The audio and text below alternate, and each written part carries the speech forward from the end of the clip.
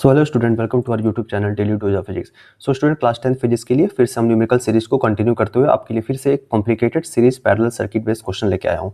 ये क्वेश्चन आपके 2025-26 जो बोर्ड एग्जाम में अपीयर होने जा रहे हैं उनके लिए बहुत हेल्पफुल है, चाहे वो सीबीएसई बोर्ड के हैं चाहे वो आईसीएसई बोर्ड के हैं। ठीक है, चलिए विदाउट टाइम वेस्टिंग इस क्वेश्चन को हम सॉल्व करते हैं। तो इस क्वेश्चन में क्या पूछा गया, find the equivalent resistance between A and B. हमको ए और बी के बीच में इक्विवेलेंट रेजिस्टेंस फाइंड करना है। ये हमारे पास एक सर्किट डायग्राम है। सर्किट डायग्राम को अगर मैं देखूँ तो इसमें 6 ओम 12 ओम और 12 ओम 6 ओम 4 रेजिस्टेंस लगे हुए हैं, बीच में एक की लगी हुई है। ठीक है, अभी ये फिलहाल यहाँ की किस में दिखाई दे रही है, ओपन कंडीशन में दिखाई दे रही है। ठीक है, तो इसमें हम जो इक्विवेलेंट रेजिस्टेंस निकालना बिटवीन ए एंड बी, इसमें दो केस है। व्हेन की इज ओपन, यानी पहले तो केस है जब की ओपन होगी।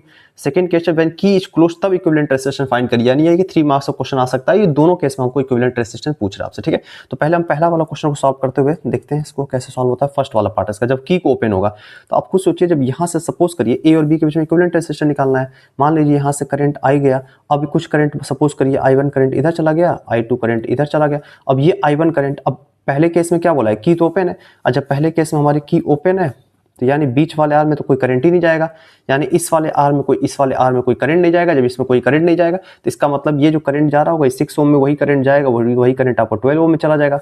वही इधर से जो करंट आ रहा होगा वही 12 ओम में जाएगा, वही नेक्स्ट करंट फ्लो होते हुए 6 ओम में चला जाएगा। इसका मतलब जब फर्स्ट केस में जब आपकी ये की ओपन है तो ये 6 ओम और 12 ओम दोनों एज ए सीरीज काम कर रहे हैं, और ये नीचे वाला 12 ओम और 6 ओम ये भी एज ए सीरीज वर्क कर रहे हैं। ठीक है, तो अगर ये दोनों सीरीज वर्क कर रहे हैं क्योंकि बीच में करंट जा नहीं रहा, तो अगर ये सीरीज वर्क कर रहे हैं तो इसका मतलब बहुत इजीली इस क्वेश्चन सॉल्व कर लेंगे हम।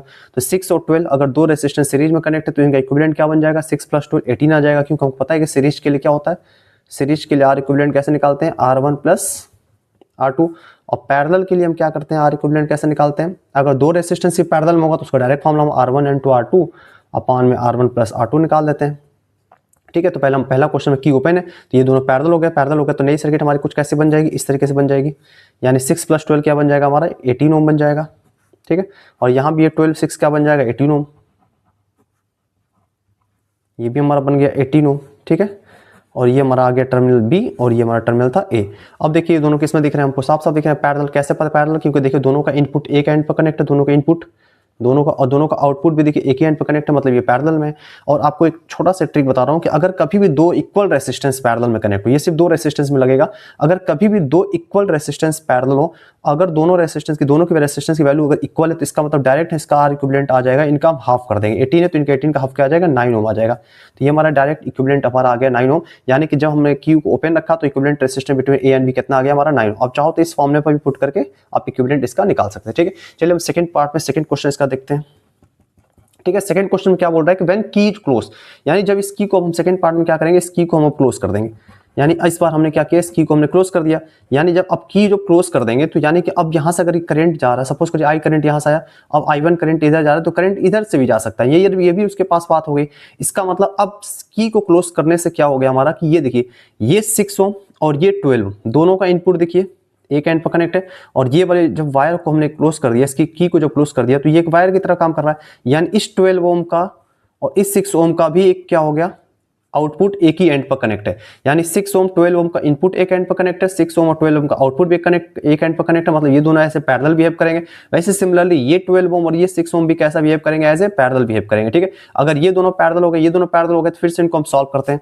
तो अब देखिए नई सर्किट कैसे बन जाएगी, ये दोनों पैरेलल है और ये दोनों पैरेलल है, तो 6 और 12 का पैरेलल को हम इस फॉर्मूले पर रख के निकाल लेंगे। तो नई सर्किट क्या बन जाएगी, देखिए 6 और 12 का पैरेलल सॉल्व करेंगे तो कितना आएगा हमारा, देखिए आर इक्विवेलेंट अगर हम निकालते हैं 6 और 12 का पैरेलल तो कितना आ जाएगा, 6 × हम 12 करेंगे अपान में 12 + 6 करेंगे तो कितना आ जाएगा हमारा, 18 आ जाएगा। ठीक है, तो यहाँ से आपका 3 टाइम्स कट जाएगा, जैसे 4 आ जाएगा, यानी कितना आ गया हमारा 4 ओम आ गया। ठीक है, यानी इन दोनों का पैरेलल हमारा कितना आ गया, 4 ओम आ गया।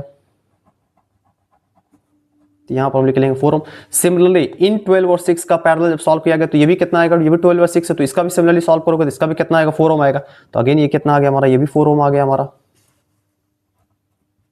ठीक है, ये हमारा पॉइंट ए है, ये हमारा पॉइंट बी टर्मिनल। ठीक है, तो ये भी 4 ओम आ गया हमारा, ये भी 4 ओम आ गया। अब ये दोनों साफ हमको दिख रहा है सीरीज में, तो ए और बी के बीच में इक्विवेलेंट इन दोनों कंबाइंड रेजिस्टेंस कितना आ जाएगा हमारा, 8 ओम आ जाएगा।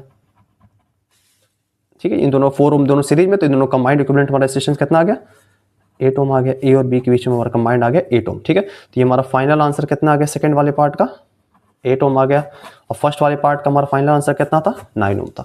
ठीक है, तो देखिए ऐसे सर्किट को सॉल्व करना है तो आपको घबराना नहीं है। अगर इस टाइप का क्वेश्चन आता है तो आप इजीली इसको एक बार देखिए क्वेश्चन में क्या पूछ रहा है, कैसे क्या क्या कंडीशन गया है, उसके अकॉर्डिंग आप करोगे तो क्वेश्चन बहुत ही इजीली सॉल्व हो जाएगा। ठीक है, तो आई होप आपको ये वीडियो समझ में आई होगा। अगर आपको फिर भी कोई प्रॉब्लम होती है ऐसे सर्किट में, आप कमेंट करिएगा। ठीक है, उसमें फिर से नेक्स्ट वीडियो बनाते रहेंगे, आपके लिए कंटिन्यू करते रहेंगे। ठीक है, थैंक यू।